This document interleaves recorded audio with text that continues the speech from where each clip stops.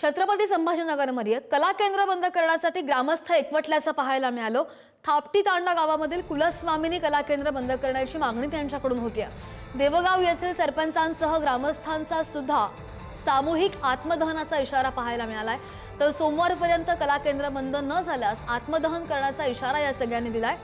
ग्रामस्थ एकवटल्याचं पाहायला मिळतंय। बातमी पाहतो छत्रपती संभाजीनगरमध्ये। जिल्हाधिकाऱ्यांना जीव गेल्याशिवाय जर कला केंद्र बंद करायचं नसेल तर आम्ही सोमवारपर्यंत अल्टिमेटम दिलेला आहे।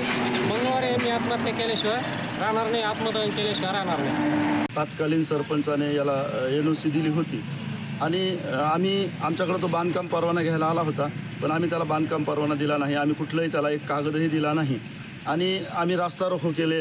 उपोषण करण्याची तयारी आहे, आत्मदहन करू आणि त्याला बंद करण्याचा प्रयत्न करू। येत्या सोमवारपर्यंत हे कला केंद्र बंद नाही झालं तर आम्ही सर्व देवगावकर व सरपंच हे आत्मदहन करू। पालकमंत्री सुद्धा याची दक्षता घेत नाहीये आणि आमदार पण यांनी सर्वांना एक विनंती आहे की सर्वांनी या कला केंद्राला बंद करण्याची लवकरात लवकर हे करावे आणि नाहीतर सोमवारपर्यंत आम्ही अल्टिमेटम दिले। सर्व गावकरी मिळून आम्ही सामुदायिक आत्मदहन करणार आहोत।